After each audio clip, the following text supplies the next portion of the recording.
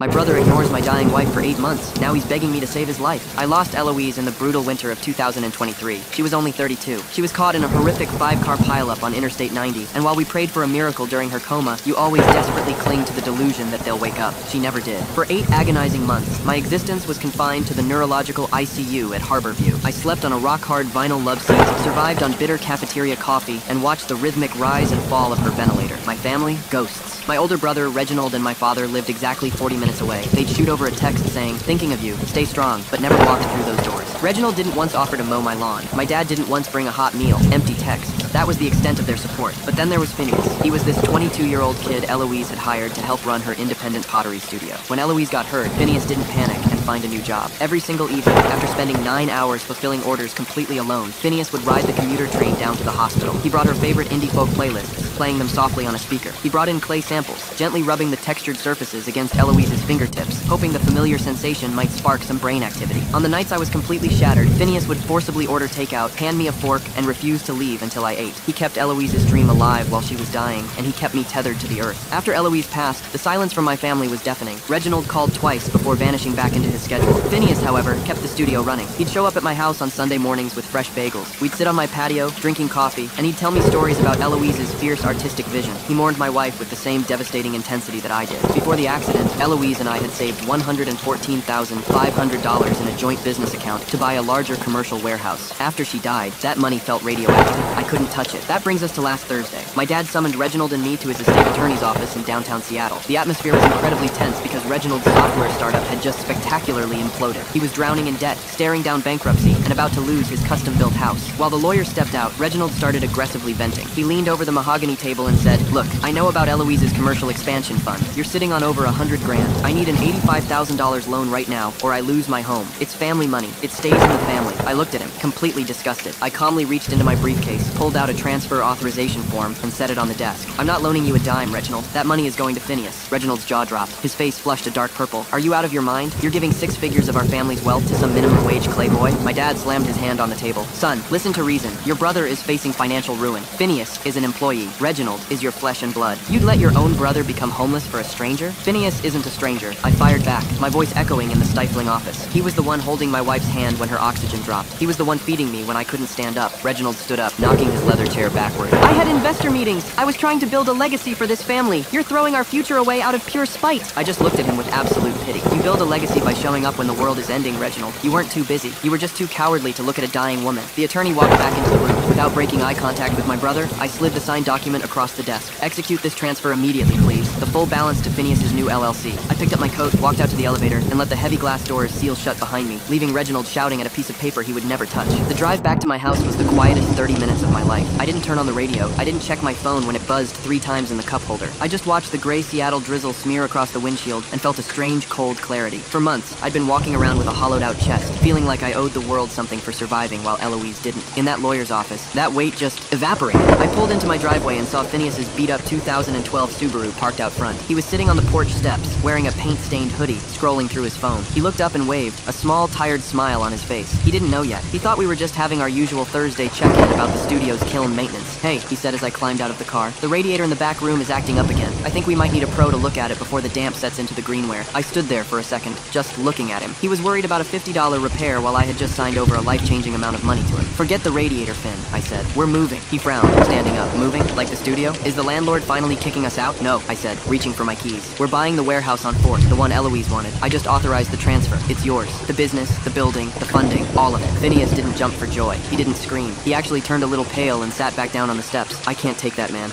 That was her life savings. That's for your future." "You were her future," I told him, and I meant it. "You're the only part of her work that's still breathing. My family thinks family is a matter of DNA. They're wrong. You're the only family I have left who actually acts like it." We sat there for an hour, talking about the logistics, but my phone wouldn't stop vibrating. Eventually, I pulled it out. 17 missed calls from Reginald, 4 from my father, a dozen texts that ranged from begging to outright threats of legal action. "You're stealing from your own blood," one text from my dad read. "Reginald is having a panic attack. He's going to lose the house by Monday. Call him now." I blocked both of them. I didn't do it to be cruel. I did it because I realized I didn't have any more energy to spend on people who only valued me or my wife when there was a dollar sign attached to the interaction. The next morning, I woke up to a pounding on my front door. It was 6:45 a.m. I looked through the peephole and saw my father. He looked like he hadn't slept. His expensive wool coat was buttoned wrong. I opened the door just a crack. "Move the chain, son," he said, his voice gravelly. No, I said. Whatever you have to say, you can say it from the porch. Reginald is in the hospital, he blurted out. My heart skipped a beat, that old instinctual fear for a sibling kicking in. But then he continued, stress-induced. He had a breakdown last night when the bank confirmed they wouldn't extend his bridge loan. He's a mess. The doctors say he needs to avoid any more shocks. And let me guess, I said, leaning against the doorframe. The cure for his stress is $85,000? It's a medical emergency now, my father shouted, his face reddening. Have you no heart? First you lose your wife, and now you want to kill your brother? Is that what this is? Revenge for us not being at the hospital enough? It's not revenge, I said, and I was surprised by how calm I felt. It's a consequence. Reginald spent years playing high-stakes entrepreneur with money he didn't have. He ignored his family when we were bleeding out because it wasn't profitable for him to care. Now he's the one bleeding, and he's shocked that I'm not running to fetch the bandages. He's your brother. He's a guy I used to know who happens to have the same last name, I corrected. When Eloise was dying, Phineas was my brother. The nurses were my sisters. You were just a notification on my lock screen. I closed the door. I didn't wait for him to respond. I went into the kitchen, made a pot of coffee, and watched him through the window as he stood on my lawn for 10 minutes, pacing and talking furiously into his phone, before finally getting into his Mercedes and peeling away. By Monday, the situation escalated. I received a formal letter from a different law firm, not the one we'd seen on Thursday. Reginald wasn't going down without a fight. He was suing me for tortious interference and claiming that the $114,500 wasn't solely Eloise's and mine, but was part of a family trust verbal agreement he'd hallucinated during his desperate weekend. He didn't have a leg to stand on legally. Every cent in that account was documented from Eloise's sales and my salary. But that wasn't the point. The point was to tie up the funds. He knew that if he filed the suit, the bank might freeze the transfer to Phineas while the dispute was investigated. I called Phineas. Did the money hit your account yet? No, Phineas said, sounding worried. The bank called. They said there's a flag on the transfer. Some kind of legal hold? I felt a surge of genuine hot anger. It was one thing to let himself go under. It was another to try and drag Phineas into the grave with him. I grabbed my keys. I knew exactly where Reginald would be. He wasn't in the hospital. He was at his office, a rented co-working space in South Lake Union that he still kept even though he couldn't pay his mortgage. I walked in past the receptionist who tried to stop me. I found him in a glass-walled conference room, staring at a laptop, looking gray and haggard. He looked up when I slammed the door shut. You need to drop the suit, Reginald, I said. He gave me a weak, oily smirk. Oh, now you want to talk? My lawyer says we can keep that money tied up for 18 months. By then, your little Potter boy will be evicted, and you'll have spent more on legal fees than the loan I asked for. Just give me the $85K, and I'll drop everything. You keep the rest. Everyone wins. Nobody wins if I give you that money, I said, walking right up to the table. Because you'll just sink it into another failing disruptor app and be back at my door in 6 months. You're a black hole, Reg. You consume everything and give nothing back. I'm saving my family's reputation, he hissed. Do you know what it looks like if I go bankrupt? If I lose the house, Dad's friends will talk. It makes us look weak. We times are times weak, I said. We're a family that let a 32-year-old woman die alone while we worried about our LinkedIn profiles. That's the definition of weak. I leaned down, my face inches from his. Here's what's going to happen. You're going to call your lawyer and withdraw the claim. Right now. In front of me. Or what? He sneered. You'll hit me? Go ahead. I'll add an assault charge to the list. No, I said. If you don't drop the suit, I'm going to call Aunt Sarah and Uncle Pete, and I'm going to send them the screenshots of the texts I sent you while Eloise was in the ICU. The ones where I told you her kidneys were failing and you replied with a link to your new pitch deck. I'm going to tell the whole family exactly why you're being sued. And I'm going to make sure every single one of your investors knows that you're trying to fund your lifestyle by stealing from a dead woman's estate. Reginald's smirk vanished. He knew Aunt Sarah. She was the matriarch of the extended family, and the only reason our father still had any social standing in their circles. If she found out he was trying to claw money away from a widow's fund for a pottery studio money meant for a dead girl's dream, he'd be a pariah. You wouldn't, he whispered. Try me, I said. I have nothing left to lose. You have everything. He sat there for a long time, his hands shaking. The silence in the room was heavy. I watched him realize that the family card he'd been playing was a two-edged sword, and I had just sharpened both sides. Slowly, he reached for his phone. He dialed a number, put it on speaker, and told his attorney to drop the filing. He didn't look at me once while he did it. When he hung up, he just stared at the blank screen. Get out, he said quietly. Gladly, I replied. I walked out of that glass building and felt the first breath of fresh air I'd had in years. The transfer cleared the next morning, but it wasn't over. Not really. 2 weeks later, I was helping Phineas pack up the old studio. We were wrapping delicate bowls in newsprint, the air thick with the smell of dried earth and dust. The move to the warehouse was happening on Friday. Hey, Phineas said, holding a small misshapen mug. Eloise made this one. It was her first try at a new glaze. It didn't turn out right, but she kept it because she liked the honesty of the crackle. I took the mug from him. It felt cool and solid in my hand. She always saw the value in the broken stuff, I murmured. The bell on the shop door jingled. I expected a customer looking for a last-minute gift, but when I looked up, it was my father's wife, my stepmother, Elena. She hadn't been at the lawyer's office, and she'd stayed remarkably quiet throughout the whole ordeal. I'm not here to ask for money, she said quickly, seeing my expression. She looked around the cramped, dusty studio with a look of genuine discomfort. I brought something. She reached into her designer handbag and pulled out a thick, cream-colored envelope. Your father doesn't know I'm here. He's not taking things well. He and Reginald are barely speaking because Reginald blames him for letting you give the money away. I don't care about their drama, Elena, I said, going back to wrapping a kiln shelf. I know, she said, but your father found this in the back of his safe. It's Eloise's, from before the accident. I stopped. My hands went still on the bubble wrap. What is it? It's a letter of intent, Elena said, stepping forward and placing the envelope on the workbench. Apparently, a few months before she got hurt, she went to your father father. She wanted to buy that warehouse, but she was worried about the interest rates on a commercial loan. She asked him to co-sign. He told her no, of course. He told her she was playing at being an artist and that it wasn't a real business. I felt a cold prickle of dread. Why are you giving this to me now? Because,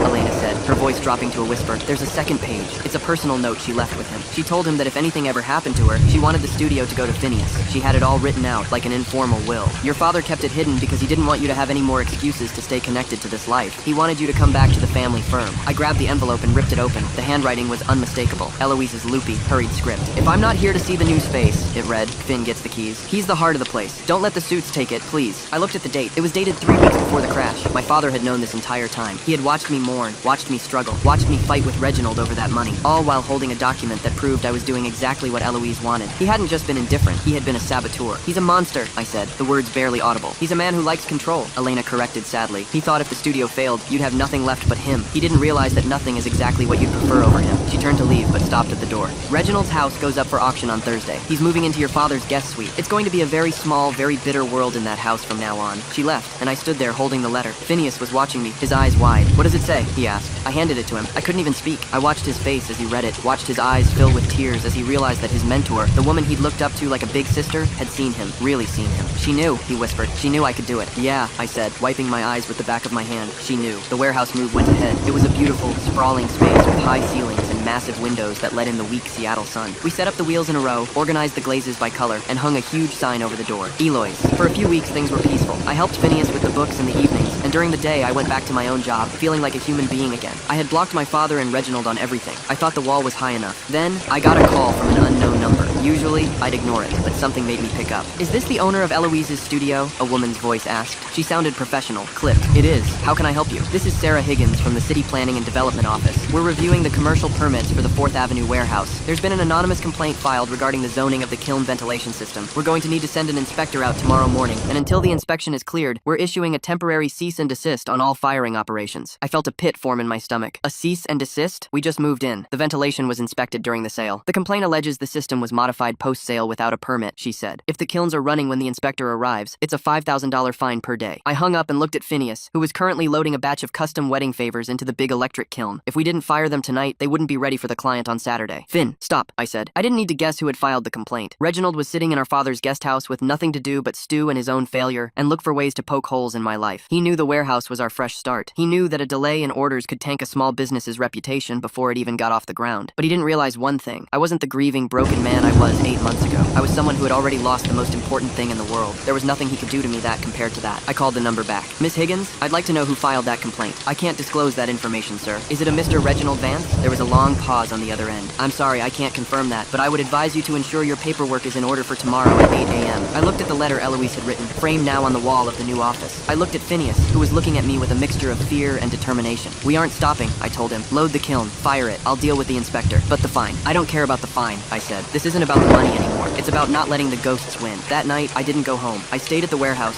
sitting in a folding chair by the front door. I watched the temperature gauge on the kiln climb, the orange glow spilling out from the peepholes. It felt like a vigil. At 7:30 a.m., a black Mercedes pulled up across the street. It wasn't the inspector. It was my father. He didn't get out. He just sat there, watching the building. A few minutes later, a city-marked SUV pulled into our lot. A man in a high-vis vest got out, carrying a clipboard. I stepped out onto the pavement to meet him. Morning, I said. Building inspector, the man said, looking at the smoke faintly curling from the roof vent. You shouldn't be running those kilns, buddy. You got the notice? I did, I said, and I'm happy to pay the fine. But before we go inside, I want you to look at something. I pointed across the street to the Mercedes. The man in that car is my father. He's the one who called in the complaint. He's doing it because he's upset I didn't give my inheritance to his other son to cover a bad business debt. I'm telling you this because I want it on the record when I file for a harassment restraining order later today. The inspector looked at the car, then back at me. He looked like a guy who just wanted to do his job and go to lunch. Look, man, I don't care about your family drama. I just need to see the permits for that vent. I have them right here, I said, handing him a folder. Every single one was signed off by your office 3 weeks ago. Nothing has been modified. The anonymous tip was a lie. He spent 40 minutes poking around the back of the building, checking the ductwork, measuring the clearance from the ceiling. My father stayed in the car the whole time, a silent, predatory shape behind the tinted glass. Finally, the inspector came back out. He scribbled something on his clipboard and handed me a yellow slip. Everything is up to code. I'll mark the complaint as unfounded. You won't hear from us again. He looked over his shoulder at the Mercedes. If I were you, I'd get that restraining order. People like that don't usually stop after the first try. I nodded. I know. The inspector drove off. I stood on the sidewalk, staring at my father's car. After a minute, the engine turned over, and the Mercedes pulled away, disappearing into the morning traffic. I went back inside. Phineas was waiting by the kiln, his face smudged with soot. We good? We're good, I said. But we need to talk about the locks. We spent the afternoon installing a new security system cameras. heavy-duty deadbolts, the works. It felt paranoid, but for the first time, I felt like I was protecting something that mattered. Around 4 p.m., my phone rang. It was a local number I didn't recognize. I almost didn't answer, but my gut told me to. Hello? Is this Mark? A soft, hesitant voice asked. It was a woman, but not Elena. It took me a second to place it. It was Claire, Reginald's ex-wife. They'd been divorced for 3 years, and she'd moved to Portland with their daughter. Claire? Yeah, it's me. Is everything okay? I heard what's happening, she said. Reginald called me. He was crying. Mark. He was saying some really scary things about how you destroyed him and how he has nothing left to lose. He asked me if I still had the key to your house, the one you gave us when we were house-sitting back in 2021. The air in the room suddenly felt very cold. I hadn't changed my house lock since Eloise died. It was one of those things I just never got around to. Did you give it to him? I asked, my voice tight. No, she said. Of course not. But Mark, he told me he was going to take back what belongs to the family. He sounded unstable. He's staying at your dad's, but he's been drinking a lot. Please, be careful. Thanks for telling me, Claire, I said. I hung up and looked at Phineas. He was across the room, carefully painting a glaze onto a large vase. He looked so peaceful, so safe. I didn't want to bring this darkness into the studio, but I didn't have a choice.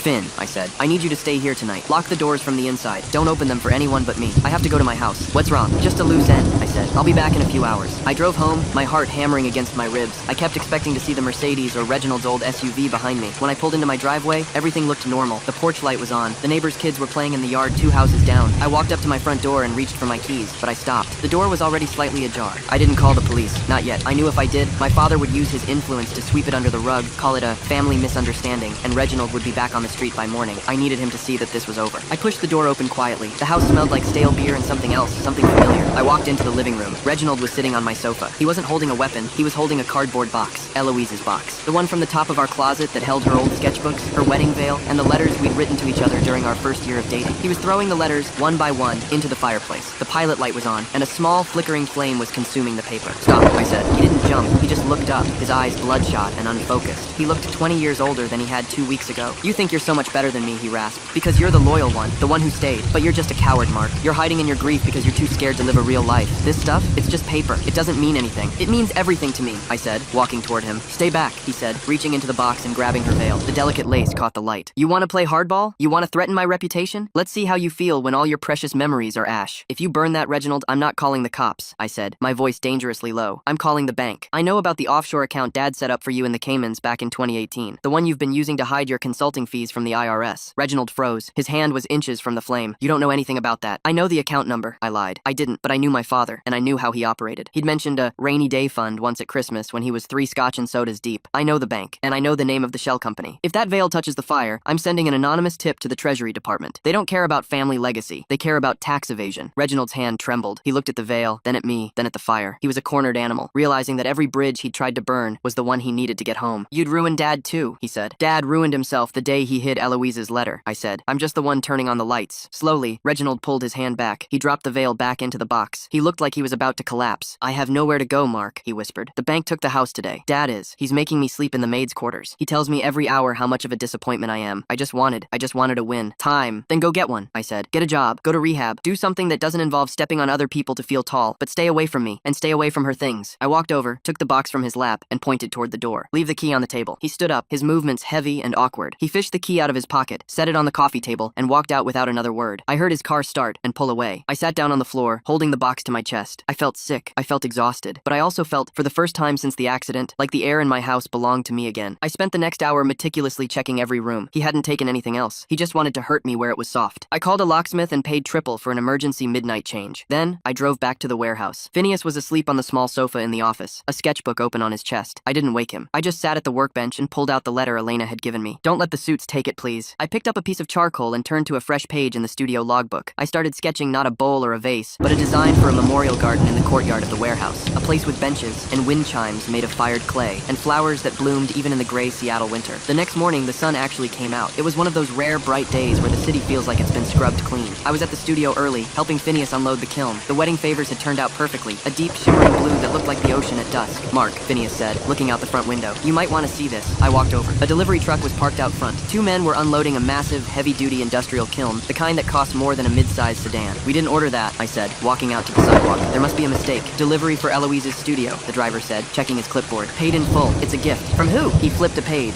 A Mrs. Sarah Vance. There's a note. He handed me a small card. I opened it. I'm old, Mark, and I'm tired of watching the men in this family break things because they don't know how to build them. This is for the boy's work. Tell him to make something beautiful. Aunt Sarah, I looked at Phineas. He was staring at the kiln like it was a spaceship. I think we're going to need more clay, he said, breathless. I think we're going to need a lot of things, I said, laughing for the first time in what felt like a lifetime. But as I looked down the street, I saw a familiar black Mercedes idling at the corner. It didn't move. It didn't approach. It just sat there, watching. I knew then that my father and Reginald wouldn't just disappear. They were the kind of people who lived in the shadows of other people's success, waiting for a crack to appear. I walked back inside and closed the door, the heavy new bolt clicking into place with a satisfying, metallic thud. Hey Finn, I called out, let's get to work. The weeks turned into months. The studio wasn't just surviving, it was thriving. Aunt Sarah's kiln allowed Phineas to take on larger-scale architectural commissions, and the Eloise's brand became a staple in the Pacific Northwest art scene. I stayed on as the business manager, handling the contracts and the taxes, ensuring that no suit would ever get their hands on the ledger. Reginald, I heard, had eventually left our father's house. He'd moved to a small apartment in Tacoma and was working as a mid-level sales rep for a medical supply company. He didn't reach out, neither did my father. Then, one Tuesday afternoon, a man in a cheap suit walked into the studio. He didn't look like an artist. He looked like a process server. Mark Vance? That's me. He handed me a thick packet of papers. You've been served. Summons and complaint for a civil suit. I opened it, expecting another desperate move from Reginald. But it wasn't from Reginald. It was from my father. He wasn't suing for the money. He was suing for visitation rights to the studio and a percentage of ownership based on a claim that he had provided the original seed capital for Eloise's first business years ago. A gift he was now reframing as a high-interest business loan. It was a blatant lie, but attached to the complaint was a copy of a check from 2018 made out to Eloise for $5,000. I remembered that check. It was a birthday present. The note in the memo line, however, had been altered. In an ink that didn't quite match, someone had added the words, loan, repayable on demand, ask. I felt a wave of nausea. He wasn't trying to win. He was trying to drain us again. He was trying to prove that even if I won the battle for the warehouse, he still owned the ground we stood on. I looked at Phineas, who was watching me from across the room. He didn't know what was in the papers yet, but he could see it on my face. Mark? I looked at the altered check. I looked at the signature. My father's handwriting, arrogant and sharp. He's coming for us again, Finn, I said quietly. What do we do? I looked at the wall where Eloise's letter hung. I remembered what she said about the honesty of the crackle. Sometimes, the break is what makes the peace. We don't hide, I said. We go to the one person he's actually afraid of. I picked up my phone and dialed a number I hadn't called in years. Aunt Sarah? I said when she answered. I need a favor, and it's a big one. The line was quiet for a long time. Then, I heard the sound of a teacup clinking against a saucer. I've been waiting for you to call, Mark, she said. I have the original ledger from your father's 2018 accounts, the one before he started editing them. Why don't you come over for dinner? I hung up and looked at the warehouse, the light pouring in, the clay spinning on the wheels. The fight wasn't over, but for the first time, I knew I wasn't fighting alone. I grabbed my coat and walked toward the door. Phineas, I called out. Keep the kilns hot. I'll be back soon. I stepped out into the Seattle rain, the gray clouds finally feeling like a blanket rather than a shroud. I had a dinner to attend, a legacy to protect, and a father to finally, truly, put behind me. The engine of my car hummed to life. I didn't look at the corner where the Mercedes usually sat. I didn't need to. I was moving forward. The drive over the I-90 bridge to Mercer Island took 35 minutes in the crawling evening traffic. My windshield wipers beat a steady, hypnotic rhythm against the glass. For the first time in nearly a year, my chest didn't feel like it was wrapped in iron bands. I wasn't just reacting anymore. I wasn't just playing defense against my own family. Aunt Sarah lived in a sprawling mid-century modern house that overlooked Lake Washington. She had bought it with my uncle back in the late 70s, long before the tech boom turned the island into a playground for billionaires. When I pulled into the circular driveway, the front door was already open. Sarah was standing in the entryway. She was 72, wore her silver hair in a sharp, unforgiving bob, and had the kind of posture that made you feel like you needed to stand up straighter just by looking at her. I walked up the stone steps. She didn't hug me. We weren't a hugging family. You look tired, Mark, she said, stepping aside to let me in. The house smelled faintly of lemon polish and roasted lamb. I've had a long week, Sarah. I imagine you have, she said, closing the door. Come into the dining room. We'll eat first. I don't discuss finances on an empty stomach. We sat at a massive teak table. Her housekeeper served us, and for 20 minutes, we ate in near silence. Sarah asked me a few pointed questions about the new kilns at the warehouse and how Phineas was managing the workload. She didn't mention Reginald or my father. Not until the plates were cleared and a pot of Earl Grey tea was set between us. Sarah reached into the pocket of her cardigan and pulled out a small brass key. She unlocked the top drawer of the credenza behind her and pulled out a thick, leather-bound book. It looked like something out of a Dickens novel. Your father, she said, setting the book on the table, has always believed he is the smartest man in any room. It's a dangerous delusion. She opened the book. The pages were filled with columns of numbers, written in tight, precise blue ink. When your grandfather died in 2015, she explained, tracing a finger down a column, he left the family firm in a trust. I am the executor of that trust. Your father runs the day-to-day operations, but he has to submit an unedited ledger to me every quarter. He hates it. He thinks it's an insult to his autonomy. She stopped turning pages and flattened the book out. She tapped a line from October 2018. I leaned in. There it was, an entry for $5,000. Next to it, in the notes column, were 3 words, gift, Eloise birthday. He gave me a copy of this ledger back in January of 2019, Sarah said quietly, long before he ever thought he'd need to doctor a physical check to steal a warehouse from you. I stared at the ink. It was the absolute, undeniable proof I needed to get the lawsuit thrown out with prejudice. I felt a massive wave of relief wash over me, followed immediately by a spike of intense, bitter anger. Why? I asked, looking up at her. Why go to all this trouble? He has money. Why is he trying to destroy a pottery studio? Sarah took a slow sip of her tea. She set the cup down with a soft clink. He doesn't have money, Mark. I frowned. What are you talking about? He drives a $90,000 car. He lives in a gated community. He lives on credit, Sarah corrected. Your father's real estate portfolio is highly leveraged. He took out massive loans against his own properties to fund Reginald's first 2 startup failures. When those tanked, he took out more loans to cover the interest. He's been moving debt from one shell company to another for 3 years. The family firm is barely treading water. It took a second for the reality of what she was saying to sink in. The warehouse, I realized. The pieces finally snapping into place. Exactly, Sarah said. That warehouse on 4th Avenue is prime commercial real estate. It's unencumbered, no mortgage, completely paid off. If he can force a court to grant him partial ownership based on that fake loan, he can use the building as collateral to secure a new line of credit for himself. He doesn't want to shut you down out of spite, Mark. He wants to shut you down because he is drowning, and that building is a life raft. I sat back in my chair. The sheer pathetic nature of it all was staggering. My father had stood on my lawn and accused me of killing my brother with stress, all while he was desperately trying to steal my dead wife's legacy to cover his own bad bets. Take the book, Sarah said, pushing the ledger across the teak table. Take it to your lawyer. When your father's attorney sees it, they'll drop the suit. They might even drop him as a client if they realize he provided forged documents in discovery. Thank you, Sarah, I said. I pulled the heavy book toward me. It felt like holding a brick of solid gold. Don't thank me yet, she said, her expression darkening. Your father is a cornered animal right now. If you take away his legal avenue, he won't just give up and go bankrupt quietly. He'll look for a softer target. I left her house an hour later. The next morning, I was sitting in my lawyer's office downtown. His name was David, and he had handled the probate for Eloise's estate. I slid the ledger across his desk and showed him the 2018 entry. David adjusted his glasses, leaned in, and smiled a very cold, very professional smile. Well, David said, this is what we call a smoking gun. I'll draft a response to their summons today. I'll attach a certified copy of this page and inform his counsel that if they proceed, we will be filing counterclaims for fraud and malicious prosecution. They'll withdraw by Friday. He was right. By Thursday afternoon, David called me at the studio to say the suit had been voluntarily dismissed. My father's lawyer had practically tripped over himself to file the paperwork, terrified of being implicated in submitting forged evidence to a judge. I hung up the phone and walked out into the main workspace. Phineas was up to his elbows in wet gray clay, shaping a massive planter on the main wheel. The radio was playing soft indie folk. The sun was streaming through the big windows. We won, I told him over the hum of the wheel. The suit is dropped. Phineas stopped the wheel. He wiped his hands on his apron and let out a breath that sounded like he'd been holding it for a week. Seriously? It's over? It's over, I said. But Aunt Sarah had been right. A cornered animal looks for a softer target, and I had severely underestimated how low my father was willing to go. The pivot happened 3 days later. It was a Monday morning. We were gearing up for the Pioneer Square First Thursday Art Walk, which was a massive deal for the studio. Eloise had built strong relationships with 3 major galleries down there, and they traditionally showcased her larger pieces. It was a vital source of revenue and visibility. I was at my desk, matching invoices, when my cell phone rang. It was Marcus, the owner of the Luminary Gallery, one of our biggest buyers. Marcus said. His voice sounded strained,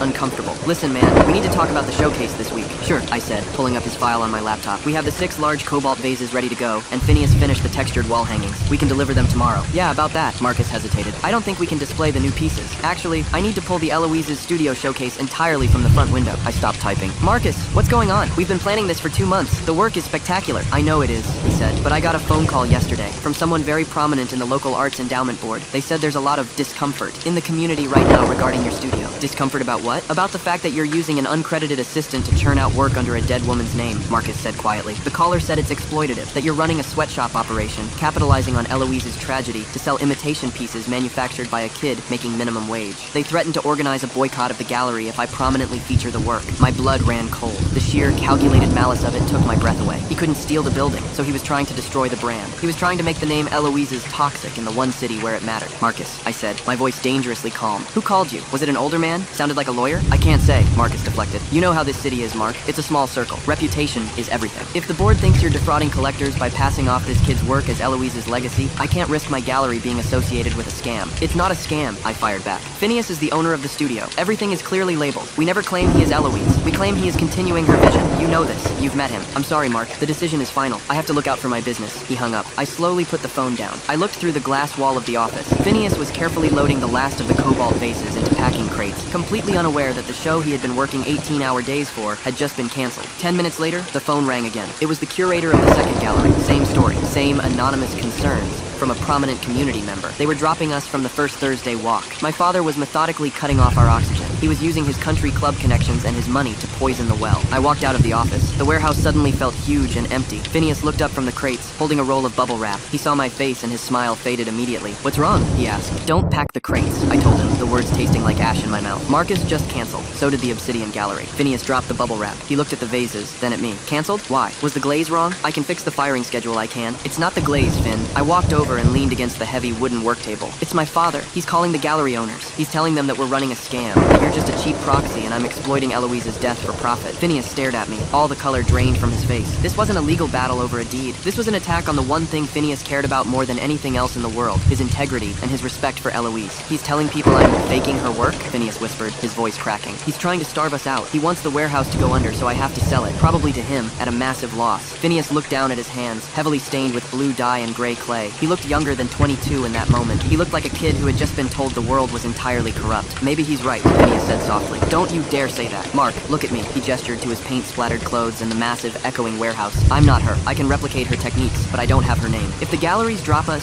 we have no wholesale income. We can't pay the property taxes on a building this size selling $50 mugs at the Sunday farmers market. We'll be bankrupt in 6 months." He walked over to the nearest crate, reached in, and pulled out one of the cobalt vases. He ran his thumb over the rim. "I wanted to keep her dream alive," he said, tears welling up in his eyes. "But maybe all I'm doing is ruining her name." He set the vase down, took off his apron, and threw it onto the table. "I'm going home, Mark.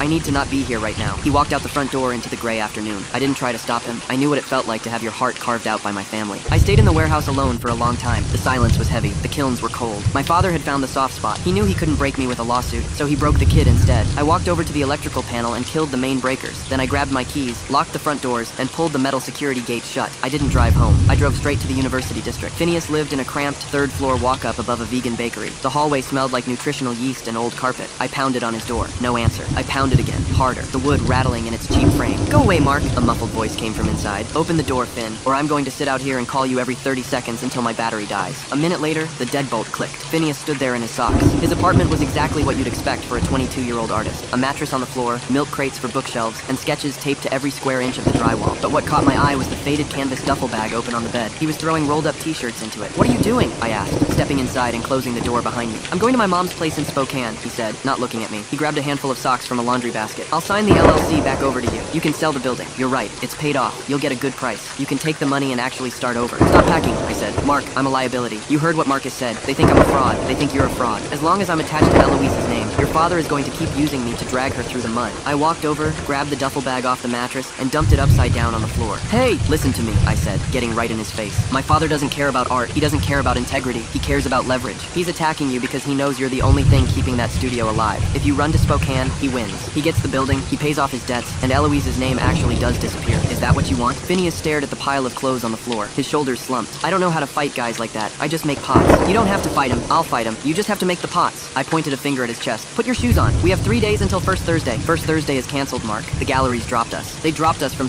their time spaces," I said. "They didn't drop us from the city. The warehouse is 3 blocks from the main art walk route. We have 10,000 square feet of empty floor space, track lighting from the previous tenant, and enough inventory to fill a museum. We aren't doing a showcase in someone else's window. We're doing our own show." Phineas blinked. The panic in his eyes started to recede, replaced by a tiny, hesitant spark. "An independent show? We don't have a mailing list. We don't have buyers." "Eloise did," I said. We drove back to my house. I went into the hall closet and pulled out a heavy plastic storage bin. It was the one I hadn't been able to open since the funeral. It contained all of Eloise's old business records from the years before she got gallery representation, back when she was hustling at craft fairs, farmers markets, and direct-to-consumer sales. She kept everything in spiral-bound notebooks and a battered external hard drive. We sat at my kitchen table, drinking black coffee, and plugged the hard drive into my laptop. "There," I said, double-clicking a spreadsheet titled Times Client Archive 2016-2021. It was a list of over 400 names, email addresses, and phone numbers. These weren't gallery curators or wealthy investors looking for tax write-offs. These were the people who had bought her early mugs, the people who had commissioned her first dinnerware sets for their weddings, the people who actually loved her work because it was hers. "We email them," I said. "We tell them the studio is reopening. We invite them to the warehouse. We don't need the Seattle Arts Council or my father's country club friends. We just need the people who actually care." Phineas spent the next 6 hours drafting the email. He didn't use marketing jargon. He just told the truth. He wrote about Eloise, about her vision, and about the new space. He attached photos of the new cobalt vases and the textured wall hangings. He invited them to an open house this Thursday evening. No cover charge, no gallery markup, just the work. We hit send at 2 a.m. The next 48 hours were a blur of manual labor. We scrubbed the concrete floors of the warehouse until they shone. We built makeshift display display pedestals out of leftover shipping pallets, draping them in clean, white canvas. We positioned the lights. It didn't look like a high-end, sterile gallery. It looked raw, industrial, and real. It looked exactly like the kind of space Eloise had always dreamed of. By Thursday afternoon, my nerves were completely fried. We hadn't received many replies to the email. A few polite congratulations and a couple of we'll try to make it responses. It was entirely possible we were going to open the doors at 6 o'clock and stand in an empty warehouse for 4 hours. At 4:30, I was in the back office, double-checking the credit card swiper on the tablet when I heard the heavy front door open. I walked out, expecting Phineas, who had run down the street to grab us sandwiches. Instead, standing in the middle of the empty gallery floor, looking wildly out of place in her tailored Chanel suit, was Aunt Sarah. She was holding a sleek, black cane she didn't actually need for walking, but liked to use for pointing. "Aunt Sarah," I said, wiping the dust off my hands onto my jeans. "What are you doing here?" "I received an email," she said, tapping the concrete floor with her cane. "From a Phineas. Quite a well-written email, actually. Earnest. I detest earnestness usually, but it suited the occasion." "You were on Eloise's old mailing list?" I asked, genuinely surprised. I didn't think my aunt and my wife had ever been particularly close. "Eloise made me a teapot in 2017, Sarah said smoothly. "I buy my tea from a very specific estate in Darjeeling, and it requires a certain heat retention. Her teapot was the only one that didn't ruin the brew. I told her to put me on her list. I like to keep track of competent people." She walked over to one of the displays. It was a massive, deep blue vase, the glaze cracked and textured like sea ice. She leaned in, inspecting the rim. "Your father is furious, by the way," she said, her voice casual, as if she were discussing the weather. I stiffened. "He knows about the show tonight?" "Of course he knows. He has Marcus at the Luminary Gallery on speed dial. Marcus called him to gloat that he'd canceled your showcase, only to find out an hour later that you're hosting an independent exhibition 3 blocks away." Sarah turned to look at me, her sharp eyes missing nothing. "He's coming here tonight, Mark. Let him come. The building is in Phineas's name. I'll have him trespassed." "He isn't coming alone," she said, stepping closer. "He's bringing Reginald, and he's bringing Eleanor Davies." The name hit me like a bucket of cold water. Eleanor Davies was the head of the Seattle Arts Review Board. She was the gatekeeper for every major grant, every public art commission, and every municipal gallery space in the city. If she decided your work was derivative or exploitative, you were blacklisted. "Why would she come here?" I asked. "Because your father told her that you are selling forged pieces,"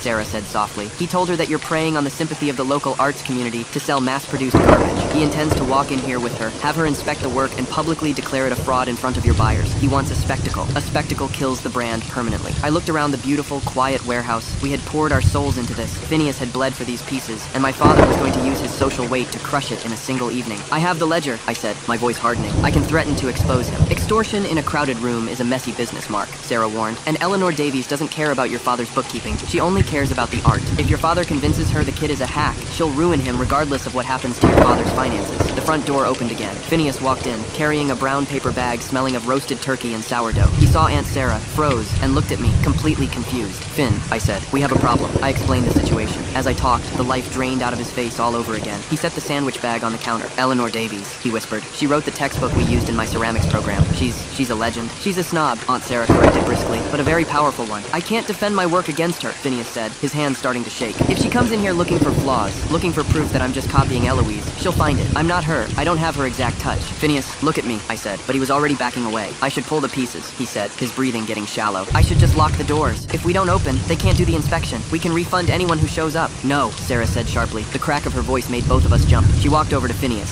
She wasn't a tall woman, but she completely commanded the space. "You will not lock the doors. You will not hide." She turned her cane and pointed it at the back of the warehouse, toward the massive new industrial kiln she had bought for us. "Did you use the new kiln for these pieces?" "Yes, ma'am," Phineas stammered. "And what did you do differently than Eloise?" I altered the firing schedule. The new kiln holds heat longer. I had to change the glaze composition to prevent blistering. I added more silica. It makes the finish slightly glossier, but it prevents the microfractures Eloise used to struggle with." "So you didn't copy her?" Sarah said, raising a perfectly plucked eyebrow. "You improved the structural integrity while maintaining the aesthetic." Phineas blinked. "I guess. Yes." "Then you have nothing to fear from Eleanor Davies," Sarah said. She turned to me. "Your father is relying on the fact that you will both be intimidated. He expects you to be defensive. Defensive people look guilty." "What are you suggesting?" I asked. "I'm suggesting," Sarah said, checking her gold wristwatch, "that we greet them at the door, and we give them exactly what they want, a tour." At 6 p.m., we unlocked the doors. For the first 20 minutes, it was dead quiet. The anxiety was a physical weight in my chest. Then, a couple walked in. I recognized them from the email list. They had bought a set of mixing bowls from Eloise 3 years ago. Then a group of 4 art students arrived. Then a local interior designer. By 6:45, there were about 40 people in the warehouse. There was a low, pleasant hum of conversation. Phineas was actually smiling, talking to a woman about the silica content in the blue glaze. Then the temperature in the room dropped. I saw them through the front windows before they walked in. My father, wearing a charcoal suit, looked like a shark cruising through shallow water. Reginald was beside him, wearing a blazer that was slightly too tight, his face flushed, probably from pre-gaming at a bar down the street. And with them was a tall, severe-looking woman with a silver bob and a thick, chunky turquoise necklace.